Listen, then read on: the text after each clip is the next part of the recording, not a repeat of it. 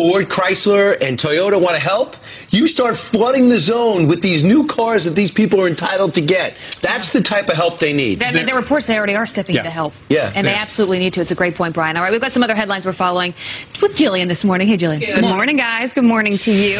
Hope your morning's off to a good start. President Trump's visit to Houston appears to be changing both hearts and minds. Some victims of Hurricane Harvey now sharing their new perspective after seeing the president and First Lady spend time hugging kids and serving meals. We really did say yes, we just want to get the help that we needed. And how'd that make you feel? It made me feel wonderful. I had a different opinion of him, and now I think that he's a wonderful man. Those two women even getting a selfie with a smiling President Trump. Hillary Clinton throwing shade at Senator Bernie Sanders in her new book, The Defeated Presidential Candidates Tell All What Happened, out next week, accuses her Democratic opponent of vilifying her character, saying, quote, Bernie couldn't make an argument against me in this area on policy, so he had to resort to innuendo and impugning my character. His attacks cause lasting damage. Help is on the way for stressed out college students in Texas. Buddy the dog, how adorable, will be on the campus of the University of North Texas 3 times a week for students to hug and de-stress. It's all part of a counseling workshop called Dog Breath. That's not all, though. Another workshop invites students to hang out with these therapy dogs while watching The Office. It will apparently help with coping skills. There you have it. Yeah, but the dogs are just fighting with each other. Why do they need to just de-stress? Something happened there? It's a very stressful time right now in college, all right? All right, but how about this story? A man gets boxed into his apartment, and it's exactly what it sounds like. A California UPS driver leaving this box wedged under the doorknob. The angry customer tweeting, quote, hey, UPS, your driver left this package under our doorknob, and it trapped us in our apartment. A maintenance worker had to come move the box and free them. UPS has apologized. I just have to tell you, I spent the last 15 minutes of my life looking up this guy's Twitter account. Yeah. He is a social media manager for a website. Take that for what it's worth. He knows how to get traction going on social media. But he does say so many people have questioned whether or not this is real. And he says, look, this is real. Our handle doesn't turn up. Right. Someone had to let us out. Who took the picture? Did somebody go let him out and then he did thorough research on this? So there are a couple of different scenarios here that I've seen on his Twitter page. One says he did recreate it after the fact, but this did happen. Another says, why would I recreate this? So who knows? But you know if you want to spend 15 minutes of your life, you can, look it up on Twitter. People will do anything to build their followers. Right, absolutely. I'm not implying that that's what happened here. Still. All right, that is pretty hilarious. All right, we'll do a Fox News alert. New worries this morning about North Korea. Are they getting ready to launch another missile? And what are our options? Are there any good ones at this point? We're going to debate it next. And could your child's teacher be tied to Antifa? This one is. Are these people getting off our street? We don't have to give a speech. Here you go, boy. And happy Tuesday. Welcome back after a Labor Day weekend. Indeed. I can't smile reading this story because it's getting really, really serious. North Korea promising more gift packages on the way to the U.S., meaning bombs, as the rogue regime is reportedly spotted moving a missile in preparation for another possible launch, according to South Korean officials. That is a quote. And Japan now considering evacuating its citizens from South Korea as the nuclear threat continues to grow. This is a story we would like to see in our rearview mirror, but it's straight ahead, and our senior foreign affairs correspondent Greg Palcott is live in Seoul, South Korea, with the latest, where, Greg, you've been there for over a decade, off and on, and people in South Korea now are on edge this time, aren't they?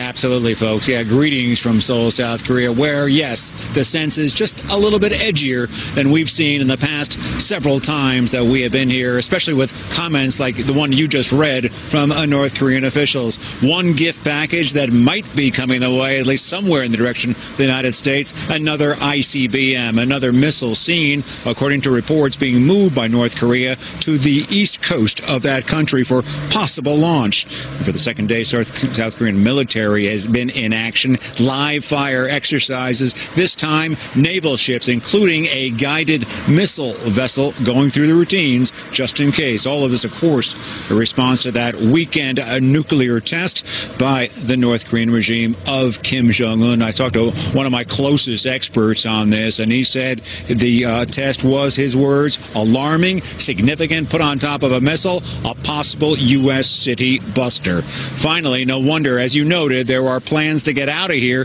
just in case of trouble. Word that the Japanese government is planning to get its 60,000 citizens out if there is provocations coming from the north. There are something like 200,000 Americans here, including 28,000 troops. Again, they have been practiced getting out of here as well. Again, yeah, we have been here numerous times. I think one of the big variables here, guys, is the Trump administration. It's not clear from on this peninsula exactly how President Trump could act, whether he might call Kim Jong-un's bluff. Back to you. Wow. And that's why, because they have ramped it up. So have we. Thanks a lot, Greg. I think on top of that, you have a South Korean leader who's liberal. And he says, let's talk. Let's just work out some type of diplomatic solution. However, that's not taking into account that you cannot go into talks like that with an aggressive leader. I don't think he's crazy, but an aggressive leader, and you have absolutely no leverage. You're pleading with them to see it your way. That's not the way it works internationally. No, you're exactly right. That's why a lot of people are saying, look, sanctions can only go so far. You can put sanctions on China. North Korea doesn't care about that. I don't even think China necessarily cares about sanctions. What China's most concerned about is their position in that region. We've been talking about that this morning. They are very concerned about us taking action militarily in North Korea, and that is why it is so important to have that tough talk. We don't need to say we're going to war and actually doing that, but making them think that we will. If they do not force North Korea to de-escalate, we will take action. Well, there's a story today that the United States is pressing China behind the scenes to cut off all oil and all fuel to North Korea. And we've heard the President of the United States say that what he would like to do essentially is cut off trade with anybody who trades with North Korea. So in other words, the threat is, hey, China, if you don't cut things off, we're going to cut things off with you. And we're talking about $40 or $50 billion a month in trade with, with China. Here's the thing. A trade war sure beats a shooting war. And so, according to the New York Times, one of the administration officials said this is the last best chance at resolving it. And Condi Rice pointed this out yesterday. The administration is correct in the way they are portraying the situation for China. No American president can tolerate a somewhat unhinged North Korean leader, because if he's not crazy, he is reckless. And what the administration is trying to do, and I support what they're trying to do, is they're painting a very bleak picture for the Chinese. That's the only country with any real leverage. What the administration is saying to them is, your choice now is either we do something about the North Korean problem or you do something about the North Korean problem. And hopefully that will get through the Chinese, because the military solutions here are not very pretty. They aren't. Spot on there. As usual. David says she was at an event, a book event, and her book is excellent. She was at a book event in Washington, D.C. But this is what they say. If you break this down, what exactly is going on between North Korea and China? Evidently, the key is, believe it or not, North Korea sends workers into China. They do their job. They make cash. They go to these Chinese foreign trading companies. They get that cash, and they send it back to the government, almost all of it. And that is what literally fuels their missile program. And many people think the key to really hurting North Korea is start sanctioning these Chinese trading companies and these Chinese banks. Chinese car companies ship autos there. They ship auto parts there. They have $14 million in trade since 2012 in just automobiles. Every appliance in North Korea is Chinese made, and they continue to do this. So that 84% of all trade in and out is from China and North Korea. If you do not think China's the linchpin, you're not paying attention. Yeah. You know what they're most concerned about, too, though?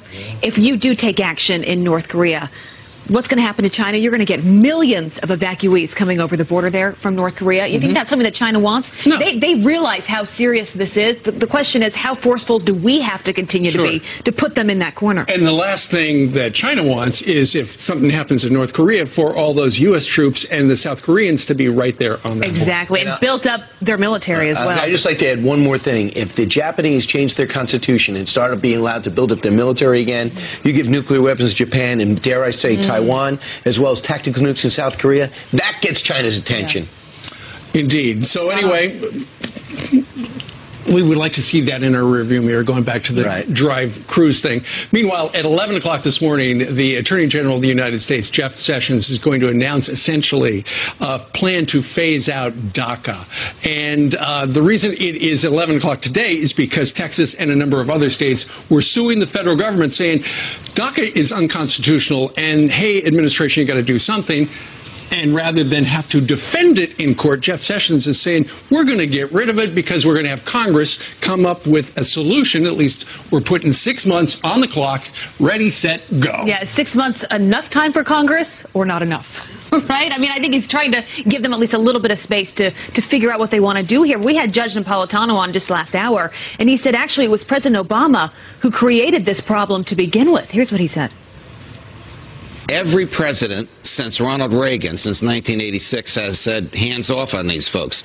The only president that reduced that to writing in a series of 12 executive orders was Barack Obama. And when those 12 executive orders were challenged in court, the court invalidated them, saying this is for Congress to do. Mr. President, if you had done this quietly and below the radar screen like all of your predecessors have done, and as Donald Trump is doing today, there'd be nothing for us to invalidate. I love the way this was announced yesterday.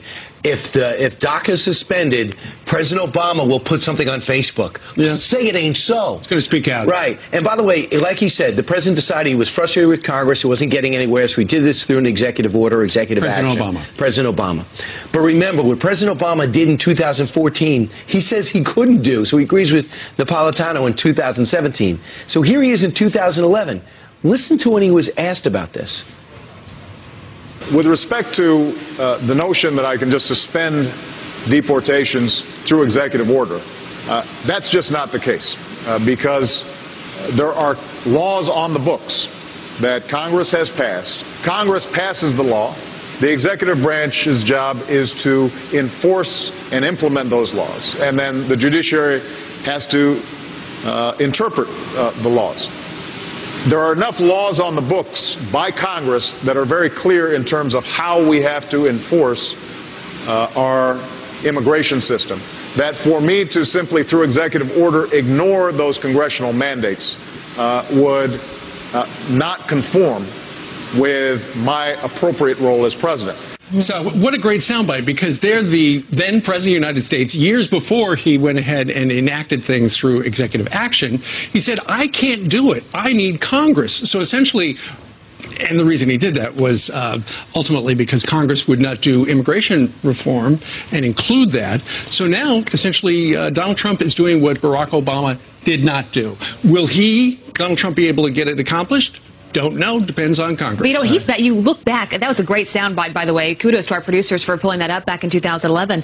But he was struggling with the same thing that President Trump is today. This is a difficult thing. It is emotional, but you're also dealing with the legal angle of this. And we saw that just a year later, a couple of years later, he reversed that and ended up doing it on his own. You know, I watched you over the weekend. I watched other people, and there's plenty of things that are controversial about this president that people want to criticize, that always want.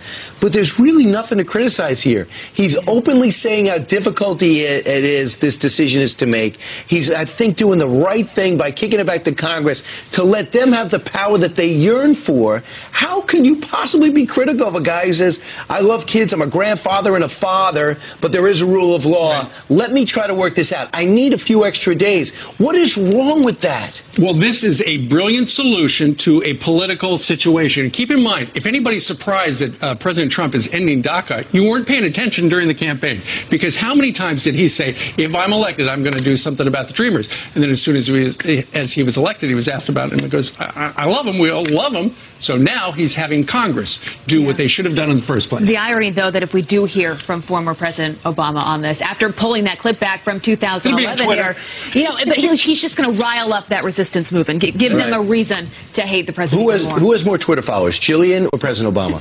President Obama. I mean, definitely so me. Right, absolutely. Obviously. Hers is growing, because you have the sports as well as the news. Oh, yeah. No, I have no Twitter followers. It's actually sad. But that's okay. Follow Jillian. We're building, you know? You got to start somewhere. Let's get to a Fox News alert. Florida under a state of emergency as Hurricane Irma sets its sights on the U.S. The powerful, life-threatening Category 4 storm, packed with winds more than 150 miles per hour and only getting stronger.